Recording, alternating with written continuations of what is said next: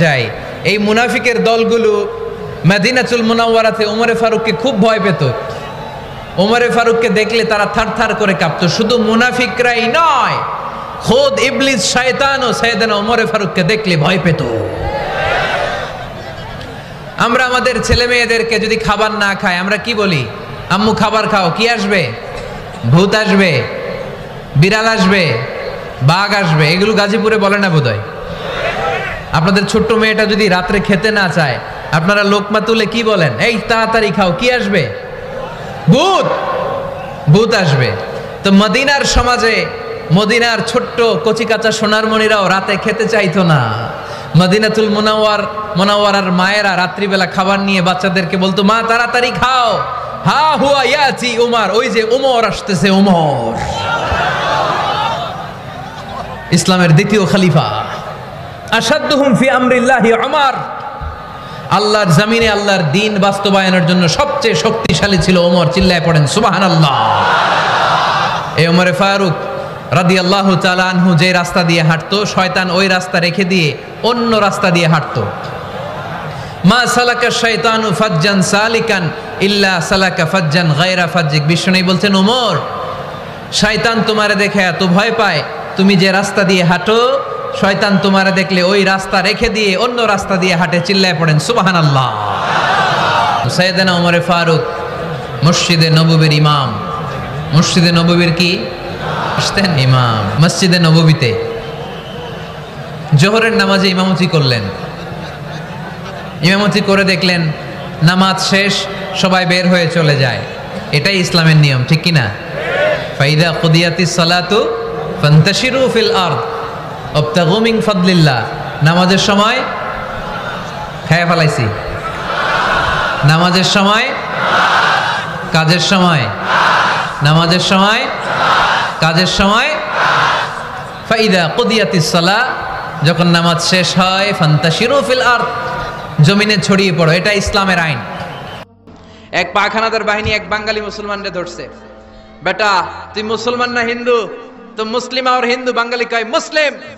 আমি মুসলিম। কয় তাইলে কালিমা কো, সালে কালিমা বাতাও। বাঙালি কয় লা ইলাহা ইল্লা আনতা সুবহানাকা ইন্নী কুনতু মিনাজ জালিমিন। পাকিস্তানি কয় সালে ইয়ে তো মুসিবত কা কালিমা হ্যায়। বাঙালি কয় হাম তো ভি মুসিবত মে হ্যায়। এটা মুসিবতের কালিমা, আমিও তো মুসিবতে। তিন সৈনিক তিন দিক দিয়ে বন্দুক ধরছে। আমার হুশ আছে কোন কালিমা কমু আমি নিজেই ভুলে গেছি। এই জন্য বিপদে পড়লে আমরা একজনকে ডাকবো, তিনি কে? বিপদে পড়লে সূরা ইয়াসিন পড়বেন, কিন্তু সূরা ইয়াসিন না পড়তে পারলে ডাকাতরা ঠিকই সাইজ করে দিবে। জোরে কোন ঠিক কিনা? ওই কোরআন আজও আছে না নাই? এই কোরআনকে ভালোবাসেন তো? ভাল লাগে? এই কোরআনের মায়া লাগে? লাগে লাগে লাগে। পৃথিবীতে যেই বইটা সবচেয়ে বেশি বিক্রি হয়েছে বইটার নাম কি? জোরে বলেন। The best seller book ever in the world, কোরআনে মাজিদ সবচেয়ে বেশি বিক্রি হয়েছে। ছাপাখানায় যেই বইটা সবচেয়ে বেশি ছাপানো হয়েছে পৃথিবীতে, বইটার নাম কোরআন মাজিদ। যেই বইটা সবচেয়ে বেশি বিনামূল্যে বিতরণ হয়েছে, বইটার নাম। আর যেই বইটার বিরুদ্ধে সবচেয়ে বেশি মন্দ কথা বলা হয়েছে, সেই বইটার নামও আল কোরআন। গোটা বিশ্বে আপনি অবাক হবেন, হাফেজে কোরআনের সংখ্যা 70 লাখেরও বেশি। আর আমার দেশের হাফেজে কোরআন বিশ্ব সেরা। হাফেজ জাকারিয়া, হাফেজ তারিক, নাজমুস সাকিব, ফজলে রাব্বি আদেল, এরা ইন্টারন্যাশনাল কোন কম্পিটিশনে বসলে কোনো বিচারক এদেরকে প্রশ্ন করে আটকাতে পারে না। আগে বাংলাদেশকে চিনতো আমাদের পোশাকের কারণে, চিনতো আমাদের সেনাবাহিনীর কারণে, চিনতো আমাদের 21শে ফেব্রুয়ারির কারণে, চিনতো আমাদের টঙ্গীর ইস্তেমার কারণে। এখন বাংলাদেশে চিনে আমাদের নাজমুস সাকিব, আমাদের হাফেজ জাকারিয়ার কারণে। চিল্লা এখন ঠিক কিনা? আমাদের ক্রিকেটাররা যখন ইন্ডিয়াকে হারিয়ে দেয়, অস্ট্রেলিয়াকে হারিয়ে দেয়, আমাদের প্রিয় প্রধানমন্ত্রী শেখ হাসিনা এয়ারপোর্টে চলে যায় রেড কার্পেট রিসিপশন দেওয়ার জন্য, ঠিক কিনা? মাশরাফিকে লাল গালিচা সংবর্ধনা দেয়, আর টাকা আর পয়সা বাড়ি গাড়ি তো আছেই। কেন দেয়? কারণ তারা বিশ্ব দরবারে বাংলাদেশের সম্মানকে উজ্জ্বল করেছে। আমি বিনয়ের সাথে প্রধানমন্ত্রীর কাছে প্রশ্ন রাখতে চাই, আমাদের ক্রিকেটাররা বিশ্ব দরবারে বাংলাদেশকে উঠালো, আমার হাফেজ নাজমুস সাকিব, জাকারিয়া আন্তর্জাতিক কম্পিটিশনে ফার্স্ট হয়ে বাংলাদেশের সম্মান কি বিশ্ব দরবারে উঠায় নাই? আপনি ক্রিকেটারদের জন্য রেড কার্পেট রিসিপশন দেন, লাল গালিচার সংবর্ধনা দেন, ভালো কথা। আপনি নাজমুল সাকিবকে লাল গালিচার সংবর্ধনা না দেন, একটা লাল গোলাপও তো দিতে পারতেন, একটা ধন্যবাদও তো দিতে পারতেন, সাবাস বলতে পারতেন। ওর পিঠের মধ্যে একটা চাপড় দিয়ে বলতেন, বাবা তোর মতো হাফেজ আমি আমার প্রতি জেলায় জেলায় চাই। যে দেশে হাফেজে কোরআনের সম্মান নাই, ওই দেশে আর বিশ্ববিজয়ে হাফেজে কোরআন জন্মাবে না। ওই দেশে জন্মাবে ডাকাত, টেন্ডারবাজ, দুর্নীতিবাজ, নেতা খাটা। ওই দেশে জন্মাবে এরশাদ শিকদার, ওই দেশে জন্মাবে বদরুলের মতো লোক যারা খাদিজারে কোপাবে। ওই দেশে জন্মাবে পিচ্চি হান্নান, কালা জাহাঙ্গীর আর লতিফ সিদ্দিকীর মতো মন্ত্রী। চিল্লা এখন ঠিক কিনা? যে দেশে কোরআনের মর্যাদা নাই, এদেশের মেয়েগুলো হবে তসলিমা নাসরিনের উত্তরসূরি। ওই দেশে মা খাদিজার মতো মেয়ে জন্মাবে না, ওই দেশে ফাতেমার মতো মেয়ে জন্মাবে না। ওই দেশে জন্মাবে ঐশী, যারা রামদা দিয়ে মায়েরও কুপায়, বাবারও কুপায়। চিল্লায় বলেন ঠিক কিনা? এজন্য বাঁচতে হলে যে কিতাবটার দিকে ফিরে আসতে হবে, কি নাম? চিল্লায় বলেন। কোরআন থেকে প্রেসক্রিপশন নিতে হবে। প্রেসক্রিপশন নিতে হবে কোত্থেকে? জোরে বলেন। কোরআন থেকে প্রেসক্রিপশন না নিলে এই সমাজটারে সুন্দর করা যাবে না। কোরআন থেকে প্রেসক্রিপশন না নিলে আপনার জীবন শুদ্ধ হবে না, সমাজটা শুদ্ধ হবে না, দেশটা দুর্নীতি মুক্ত হবে না। কোরআন থেকে প্রেসক্রিপশন নিলে এদেশে টেন্ডারবাজি থাকবে না, চাঁদাবাজি থাকবে না, হত্যা গুম থাকবে না, বিচারের নামে প্রহসন থাকবে না, স্কাইপি কেলেঙ্কারি থাকবে না, সুদ থাকবে না, ইফটিজিং থাকবে না, 31st নাইটে কোনো মেয়ে ধর্ষিতা হবে না। চিল্লা এখন ঠিক কিনা? কারণ এই কোরআন হচ্ছে it's a problem solving methodology. সব সমস্যার সমাধান হিসেবে কোরআনকে পাঠিয়েছে কে? যত ভেজালে ঝামেলায় সমস্যায় আমরা পড়ি, সমাধান আছে না নাই?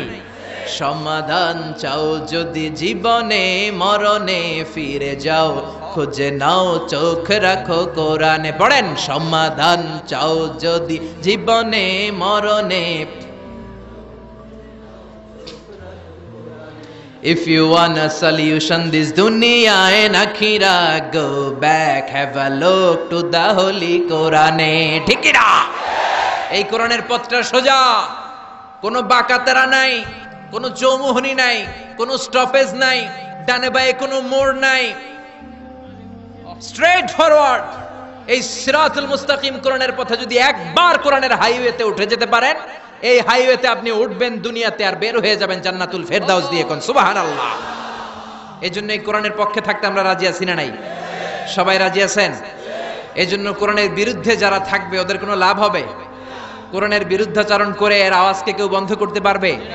এই কোরআনের ভেতরে কোনো ভুল আছে, সন্দেহ আছে, সংশয় আছে? থাকবে কেমনে? কারণ পাঠাইছে কে? যালিকাল কিতাব লা রাইবা ফি হুদাল লিল, this is the book whereof there is no doubt in it and a guidance to those who are muttaqin। এটা এমন কিতাব যে একটাও ভুল নাই, একটাও সন্দেহ নাই, একটাও সংশয় নাই। চিল্লায় পড়েন আল্লাহু আকবার। ব্রিটিশরা 200 বছরের পরাধীনতার জিনজির আমাদেরকে পড়ালো। চলে যাওয়ার আগে তারা চাইলো ভারতবর্ষ থেকে কোরআন দূর করবে, কিন্তু কেমন করে করবে? 11 সদস্যের একটা কমিটি রেখে গেল। দেখো, how to destroy the Holi book Quran from Indian subcontinent. 11 সদস্যের কমিটি রিপোর্ট করলো, ভারতবর্ষ থেকে কোরআন দূর করতে চাইলে ভারতে যত কোরআন আছে সব কোরআন আগুন দিয়ে জ্বালায় দেন। বুঝে শুনে উত্তর দিবেন। কোরআনের এই যত কপি সুলাইমানিয়া বুক হাউসে আছে, কোরআনের যত কপি বাংলাদেশে যত পাবলিকেশনসে আছে, পাকিস্তানে আর ইন্ডিয়াতে আছে, সবগুলো কপি একসাথে আগুন দিয়ে জ্বালাই দিলে কোরআন শেষ? শেষ? আমার হাফেজদের কলিজায় কোরআন আছে না নাই? ওদের রিপোর্টটা ঠিক কিনা দেখার জন্য 33 সদস্যের আরেকটা কমিটি পাঠালো ইংল্যান্ড থেকে। ওরা ভারতে 3 মাস থেকে রিপোর্ট করলো, the previous report was absolutely রং। আগের রিপোর্টটা ছিল ভুল। Because the people of Indian subcontinent, they don't just write down the Quran in the blank pages, they memorize the Quran in their heart. Bharatvarsha, Bangladesh, পাকিস্তানের লোকেরা কোরআনকে সাদা কাগজের প্রিন্টে শুধু ছাপায় আর লিখে রাখে না, তারা তাদের সিনার মধ্যে কোরআন হেফজ করে রাখে। চিল্লা এখন ঠিক কিনা? ভারতবর্ষ থেকে যদি কোরআন দূর করতে হয়, আমার হাফেজে কোরআনদের গলা কেটে রক্তের গঙ্গা বইয়ে দিতে হবে, তা না হলে বিশ্ব থেকে কোরআন দূর করা যাবে না। চিল্লায় কেউ ঠিক কিনা? যদি আগুন লেগে ধ্বংস হয়ে যায়,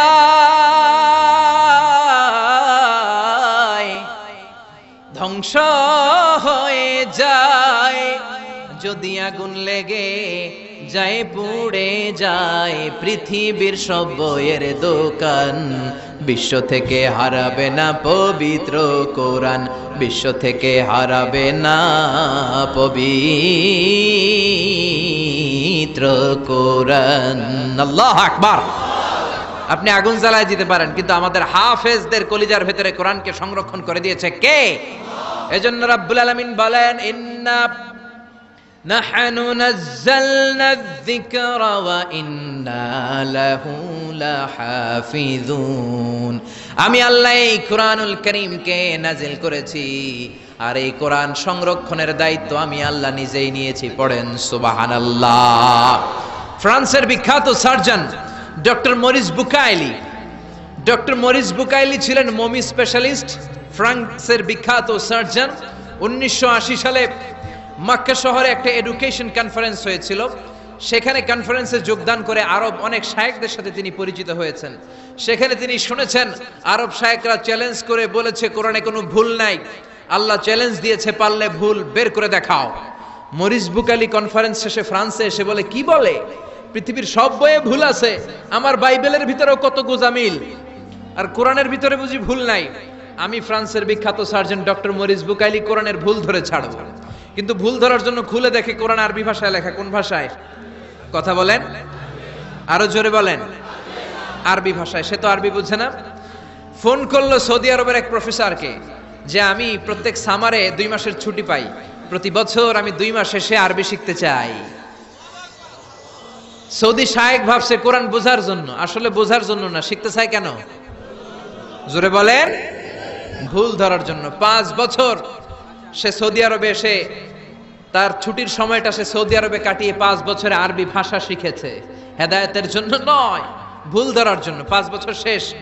এবার সে কোরআন খুলে দেখে বিসমিল্লাহির রহমানির রহিম থেকে সূরা নাস পর্যন্ত যাই পড়ে তাই বুঝে, এমন আরবি শিখছে। কিন্তু যতই পড়ে অবাক হয়, যতই পড়ে পাগল হয়ে যায়। সে বলে সাগর জলের কথা, মহাকাশের কথা, পাহাড়ের কথা, মরুভূমির কথা, এমব্রয়োলজির কথা, অ্যাস্ট্রোলজি, কসমোলজি, বুটানি, হিউম্যান অ্যানাটমির কথা, কোনো কথাই তো কোরআনে আল্লাহ বাকি রাখে নাই। কোন তথ্য উপাত্তের দিক থেকে আল্লাহর কোরআনে ডক্টর মরিস বুকাইলি একটা ভুলও খুঁজে পায় নাই। কোন সুবহানাল্লাহ। সে কনভার্টেড মুসলিম হয়েছে, কালিমা পড়ে মুসলমান হয়ে নিজের নাম রেখে দিয়েছে সুলাইমান। সুবহানাল্লাহ পড়েন। এজন্য কোরআনের সাথে যারাই লাগে সম্মান বাড়ায় দেয় কে? জোরে বলেন কে? কোরআনের সাথে চেয়ার লাগালে চেয়ারের মর্যাদা বাড়ায় কে? কোরআনের সাথে টেবিল লাগলে টেবিলের মর্যাদা বাড়ায় কে? কোরআনের সাথে কাপড় লাগলে কাপড়ের মর্যাদা বাড়ায় কে? তো কোরআনের সাথে যদি আশরাফুল মাখলুকাত লাগে তাদের মর্যাদা কি বাড়ে না? কোরআনের গিলাফ বানাই আমরা সবচেয়ে কম দামের কাপড় দিয়ে, ঠিক কিনা? আপনারা কি বলেন, চুষদার না গিলাফ? কোরআনের গিলাফ।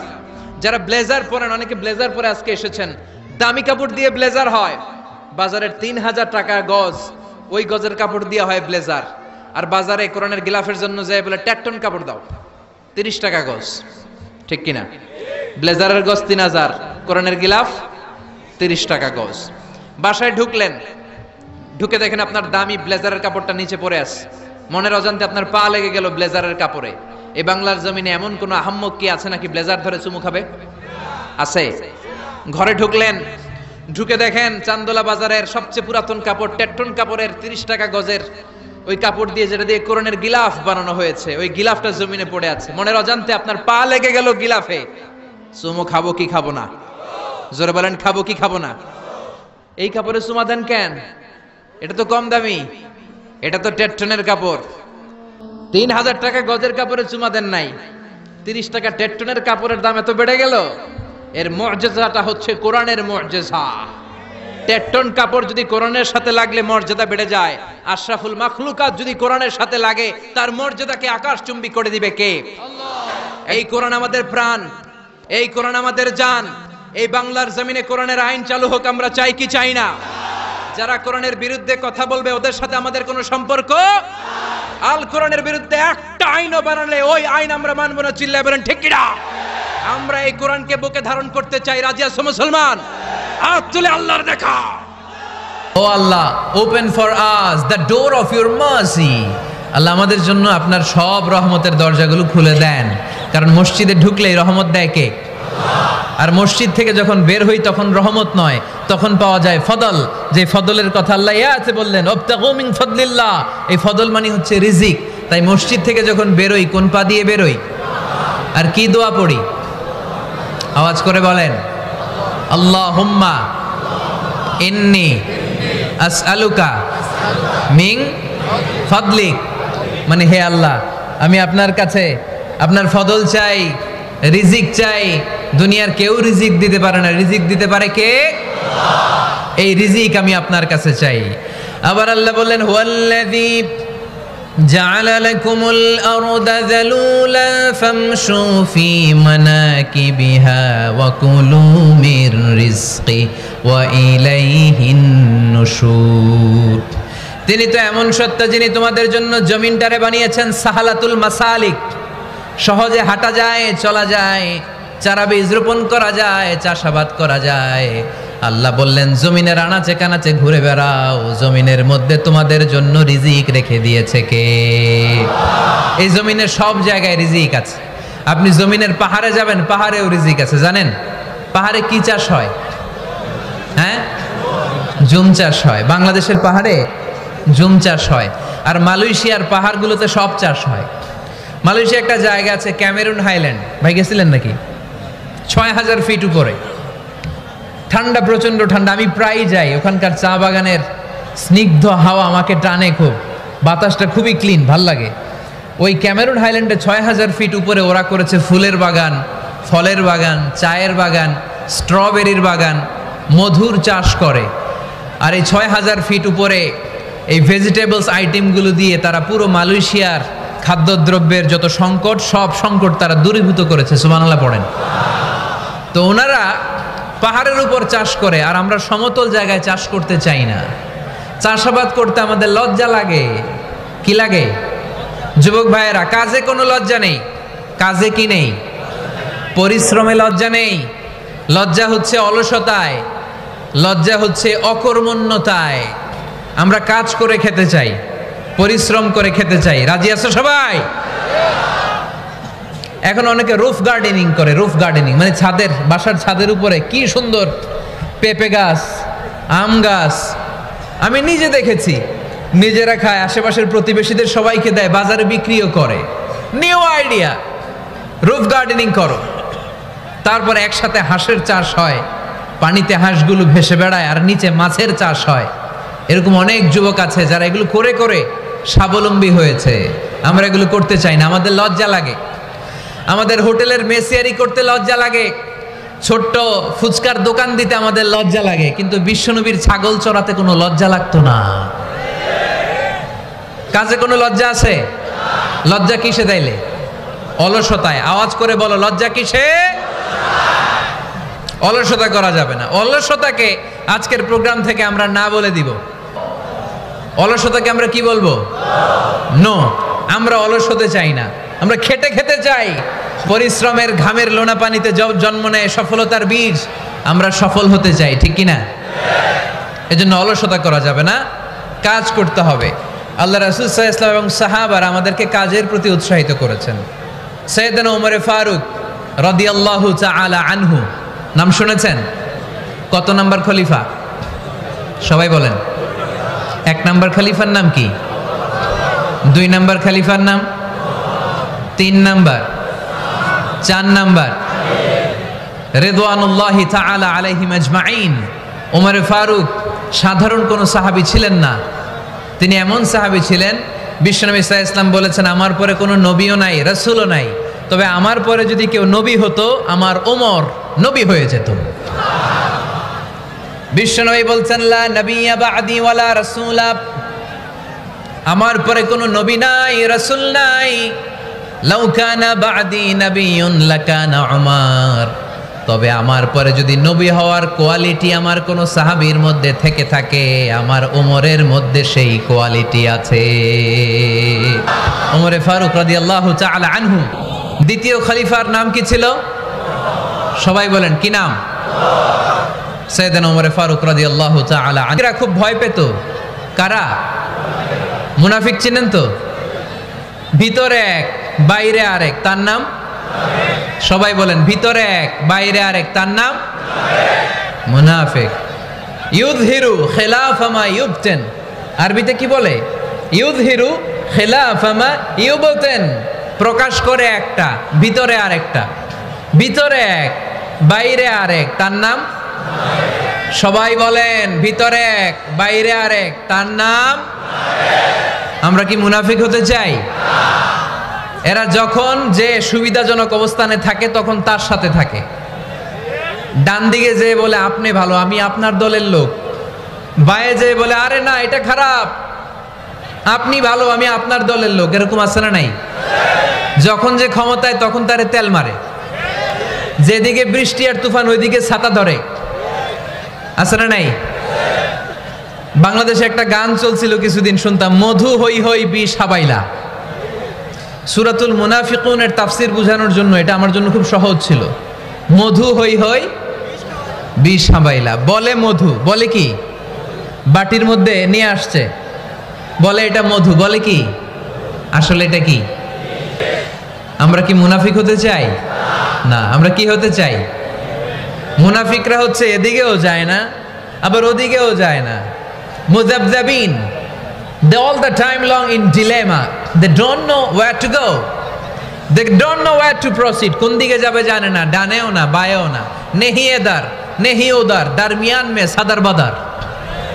এরকম আছে না? না, উপর দিয়া ফিটফাট, ভিতর দিয়া সদরঘাট।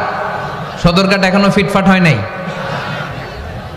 তো এই মুনাফিকের অবস্থা হচ্ছে উপরে ফিটফাট ভিতরে সদরঘাট। আমরা কি মুনাফিক হতে চাই? কি হতে চাই? মুমিন হতে চাই।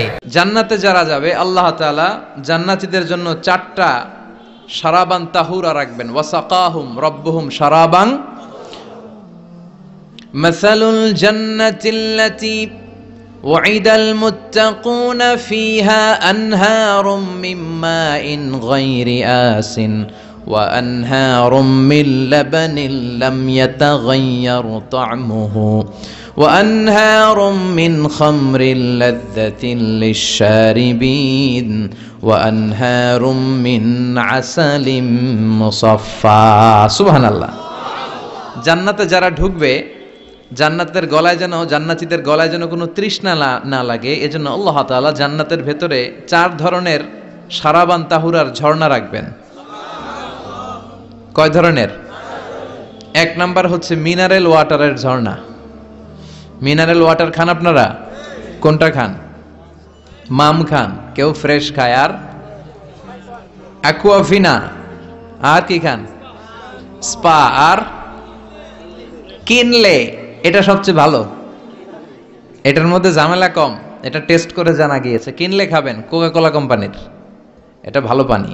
কিনলে সবচেয়ে purified water ever in Bangladesh. বাংলাদেশে পাওয়া পরীক্ষিত সবচাইতে বিশুদ্ধ পানি হচ্ছে কিনলে। তো একজনকে মার্কেটিং করে দিতেছে হুজুরে। ভালো জিনিসের প্রশংসা করতে হয়, ঠিক কিনা? তো জান্নাতে যারা যাবে তাদের জন্য আল্লাহ তাআলা 4 ধরনের শারাবান তাহুরা রাখবে। সুবহানাল্লাহ কইবেন না? 1 নাম্বার মিনারেল ওয়াটার, মিনারেল ওয়াটারের ঝর্ণা, আপনি ওখান থেকে দেদারসে পান করবেন। নাম্বার 2 দুধের ঝর্ণা, দুধের ঝর্ণা, ফ্রেশ মিল্ক এর ঝর্ণা থাকবে। নাম্বার 3 মধুর ঝর্ণা, মধু খাবেন বেশি বেশি, মধুর মধ্যেও শিফা আছে। এই কোরআনে 2টা জিনিসের ক্ষেত্রে আল্লাহ উল্লেখ করেছেন শেফা। এক হচ্ছে কোরআন, কোরআনটা নিজেই শেফা, সুবহানাল্লাহ। আর হচ্ছে দুধ, আর হচ্ছে মধু, মধুর ভিতরে শেফা আছে না নাই? আছে। তো বিশুদ্ধ পানির ঝর্ণা, দুধের ঝর্ণা, মধুর ঝর্ণা, আরেকটা থাকবে মদের ঝর্ণা। সুবহানাল্লাহ বাড়িতে গিয়ে বলেন। দুনিয়াতে মদ খাওয়া হারাম করছে কে? আর ওই আল্লাহ জান্নাতে আপনাদেরকে মদ খাওয়াবে। বোতলের মতো আছে, এটার নাম রাহিকুম মাখতুম, সিলড ওয়াইন। মিজাজুহা কাফুরা, কর্পূরের ফ্লেভার থাকবে। মিজাজুহু মিন তাসনিম, তাসনিমের ফ্লেভার থাকবে। মিজাজুহা জানজাবিলা, জিঞ্জার ফ্লেভার, আদার ফ্লেভার থাকবে। সুবহানাল্লাহ পড়েন। কিন্তু ওই মদ খেলে মুখে দুর্গন্ধ হবে না, মাথায় মাতলামি আসবে না। আল্লাহু আকবার। কারণ ওই মদটা জান্নাতের যে সুন্দর সুন্দর সুঘ্রাণওয়ালা গাছ আছে, ফুল আছে, ওই ফুলের নির্যাস থেকে আল্লাহ বানাবেন। সুবহানাল্লাহ পড়েন। তো এজন্য এই 4 ধরনের সুপেয় পানি আল্লাহ তাআলা জান্নাতীদের জন্য রাখবেন। এর চেয়ে দামি একটা পানি রাখবেন, ওইটার নাম হচ্ছে আল কাউসার। কি নাম? পড়েন, ইন্না আ'তাইনাকাল কাউসার ফাসাল্লি লিরাব্বিকা ওয়ানহার ইন্না শানিআকা হুয়াল আবতার। সুবহানাল্লাহ। কাউসারের একটা ঝর্ণা থাকবে, এই কাউসারের পানি আহলা মিনাল আসাল, হাউজে কাউসারের পানি মধুর চেয়েও মিষ্টি। আবিয়াদু মিনাল লাবান, দুধের চেয়েও সাদা। আবরাদু মিনাস সালজ, বরফের চেয়েও ঠান্ডা।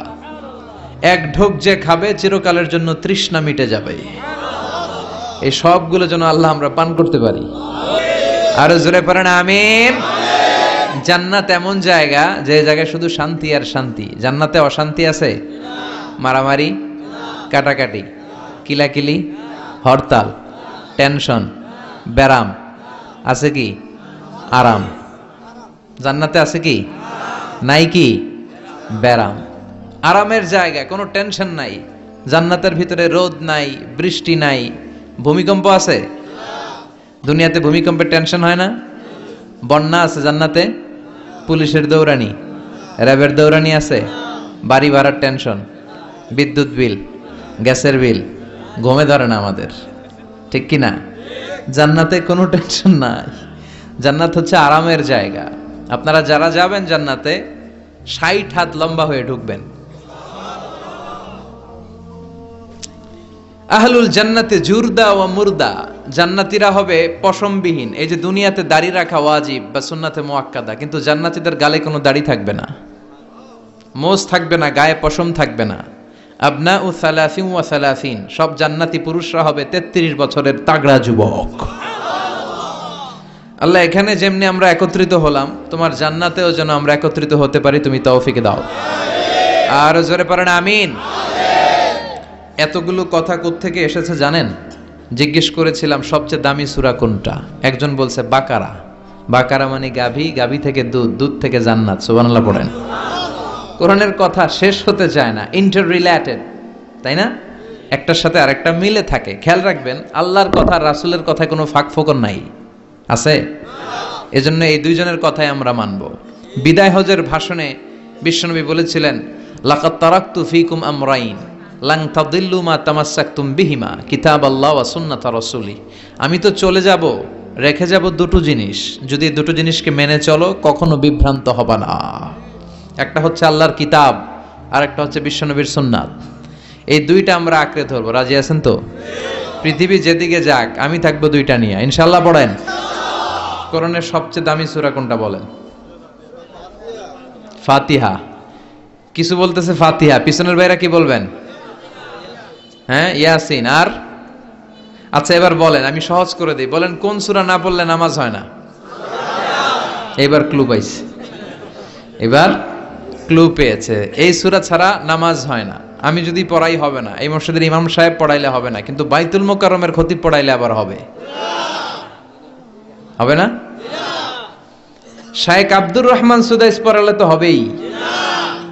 খাইছে কত বড় মুফতি দেখছেন, ফতোয়া দিয়ে দিচ্ছে জি না, আসলেই হবে না। কারণ এটা এমন সূরা, এই সূরা না পড়লে নামাজ হয় না। বিশ্বনবী বুখারীর বর্ণনায় বলেছেন, আ'যামুস সুওয়ার ফিল কোরআন, কোরআনের সবচেয়ে দামি সূরা। এটা আমার বানানো কথা না, সবচেয়ে দামি সূরা। এই সূরার মতো সূরা কোরআনে তো নাই, তাওরাতের ভেতরেও নাই, ইনজিলের ভেতরেও নাই, জাবুরের ভেতরেও নাই। 60টা মাত্র আয়াত। কয়টা? কার কার মুখস্থ নাই হাত তোলেন। সূরা ফাতিহা মুখস্থ নাই কার কার? হাত তোলেন। হিন্দু ভাই নাই কেউ? আমাদের অনেক মাহফিলে হিন্দুরা আসে, হিন্দুদেরও মুখস্থ। সুবহানাল্লাহ কইবেন না? এই দেশের অনেক হিন্দুরা কালেমা পড়ে জানেন, বিশেষ করে তুফানের সময় আরো বেশি পড়ে। কক্সবাজারে যখন জলোচ্ছ্বাস হয় তখন মহেশখালীতে যে বৌদ্ধ মন্দির আছে, স্বর্ণ মন্দির, ওই বৌদ্ধ মন্দিরের গৌতম বুদ্ধের যারা অনুসারী তারা নিচে নেমে আসে তুফান দেখে আর বলে লা ইলাহা।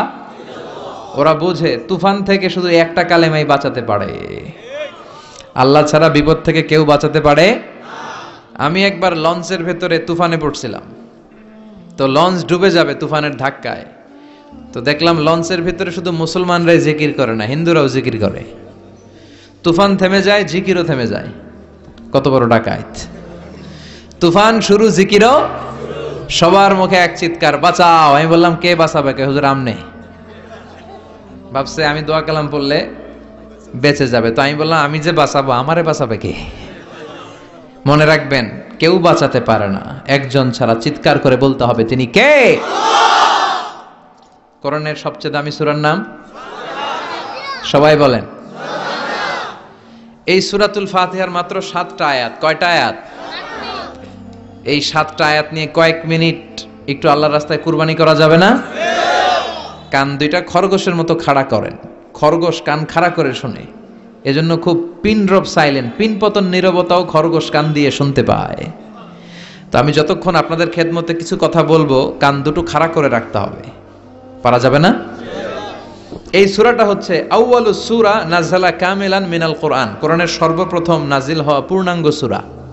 এই সূরার আগে কোন সূরা পূর্ণাঙ্গ একসাথে নাজিল হয় নাই।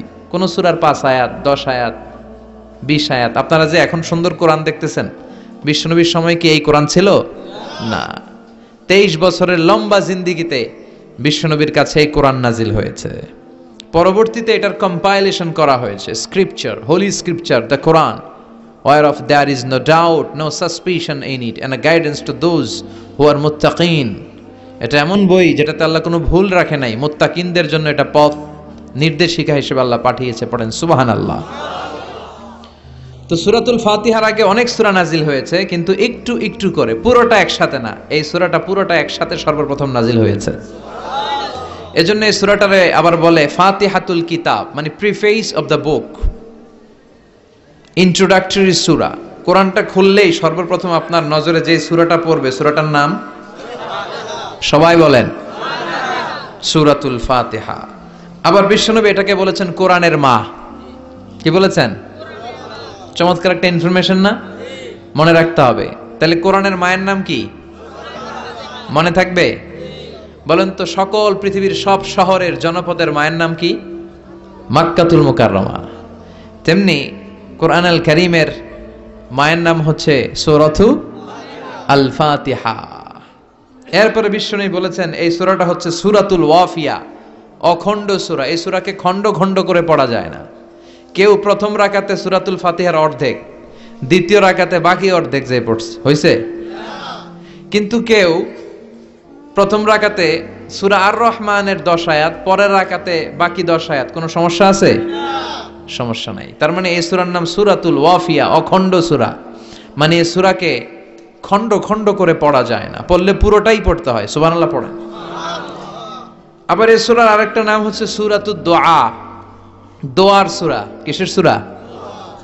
কেমন করে আল্লাহর কাছে প্রার্থনা করতে হয়, দোয়া করতে হয়, ফরিয়াদ করতে হয়, সে কথা এই সূরার ভেতরে আছে না নাই? কারণ এই সূরাতে আমরা প্রতিদিন একটা দোয়া করি, ইহদিনাস সিরাতাল, মানে কি? আল্লাহ আমাকে সরল সঠিক পথ দেখাও। আমাদেরকে পথ দেখায় কে? চিল্লায় বলেন। আমরা যদি পথ ভুলে যাই, আমাদের পথ দেখায় কে? এজন্য এই সূরাটার নাম সূরাতুদ দুআ, প্রার্থনার সূরা। কেমন করে আল্লাহর কাছে প্রার্থনা করতে হয় এই সূরার ভেতরে আছে না নাই? এরপরে এই সূরার নাম হচ্ছে সূরাতুস সালাত, নামাজের সূরা। কিসের সূরা? সব সূরা ছাড়া নামাজ হয়, সূরাতুল ফাতিহা ছাড়া নামাজ হয়? বিশ্বনবী বললেন লা সালাতা লিমান লাম ইয়াকরা বিফাতিহাতিল কিতাব। যে সূরা ফাতিহা তার নামাজে পড়ে না, তার নামাজ আল্লাহর দরবারে কবুল হয় না। এরপরে বিশ্বনবী বলেছেন এই সূরার নাম সূরাতুশ শিফা। সূরাতুশ শিফা, শেফার সূরা, আরোগ্য লাভ করার সূরা। অসুস্থ ব্যক্তির গায়ে এই সূরা পড়ে ফু দিলে সুস্থ করবে কে? আল্লাহ। বিশ্বাস হয়? বিশ্বাস হইতে হবে, ঈমান থাকতে হবে। ইমান যদি পাক্কা হয় তাইলে কাজ করবে, তা না হইলে কাজ করবে না। অনেকে বলে হুজুর আমি তো কত সূরা ফাতিহা পড়ে ফু দিলাম, কই আমার পেটে ব্যথা তো ভালো হয় না। যেটা কইছে তুই একটা ডাকাত, ঠিক কি না? ওর ইমান নাই, ওর ইমানে ঝামেলা। ফু দেওয়ার মধ্যে বেশ কম আছে না নাই? কিছু লোক আছে সারাদিন ফু দিলে মোমবাতি নিবে না, আর কিছু লোক আছে ফু দিলে পানিতে আগুন ধরে যায়, আছে না নাই? বিশ্বনবীর ফুতে বরকত বেশি না কম? সাহাবারা বলল ইয়া রাসূলুল্লাহ সাল্লাল্লাহু আলাইহি ওয়াসাল্লাম, আমাদের কুয়ার ভেতরে পানি নাই, পানির লেয়ার অনেক নিচে নেমে গিয়েছে, পানি উঠাতে পারি না গো নবী, আপনি দোয়া করে দেন। বিশ্বনবী এসে অজু করলেন, অজুর কিছু পানি মুখে নিয়ে কুলি করে ওই কুলির পানি কুয়াতে ছেড়ে দিলেন। ছেড়ে দেয়া মাত্রই পাম্প মেশিন দিয়ে পানি উঠালে যেমনি লাফিয়ে লাফিয়ে পানি ওঠে, মুহূর্তের মধ্যে নিচের লেয়ারের কুয়ার পানি লাফিয়ে লাফিয়ে উপরে উঠতে শুরু করেছে। আরেক সাহাবী বললেন ইয়া রাসূলুল্লাহ ইয়া হাবিবাল্লাহ, আমাদের কুয়ার পানি বড্ড লবণাক্ত, লবণাক্ত পানি আমরা পান করতে পারি না, আপনি এসে দোয়া করে দেন যাতে কুয়ার লবণাক্ত পানিটা মিঠা পানি হয়ে যায়। বিশ্বনবী সাহাবীর সাথে গেলেন, ওযু করলেন, কুলির পানি কুয়াতে ছাড়লেন, 1000 বছরের লবণাক্ত কুয়ার পানি মুহূর্তের মধ্যে মিঠা পানি বানিয়ে দিল কে? এই বিশ্বনবীর ফুতে বরকত আছে না নাই? কারণ ইমানটা ছিল তাজা। তাজা ইমান থাকলে সব সম্ভব। চিল্লা এখন ঠিক কিনা? যে ইমান প্রয়োজনে জ্বলে ওঠে না, যে ইমান সত্য ন্যায়ের কথা বলে না, যে ইমান প্রয়োজনে জ্বলে ওঠে না, যে ইমান সত্য ন্যায়ের কথা বলে না, যে ইমান বাস্তবে নাই, যে ইমান অন্তরে নাই, মুখে শুধু কথার কলি, কি করে তারে বলো ইমানে বলি? ঠিক কি না? কি করে তারে বলো ইমানে বলি, কি করে তারে বলো ইমানে বলি? যে ইমান দিন কায়েমের আন্দোলনের ধার ধারে না, যে ইমান লেবাসধারী কোরআন হাদিস তাও পড়ে না, যে ইমান খাজার নামে মাজার গড়ে ফুলুস কামায়, আছে না নাই? যে ইমান শিরকিয়াতের আমল করে ভীত না হয়, যে ইমান ইমানে ভুলে নাস্তিকতার মঞ্চে ওঠে, আছে না নাই?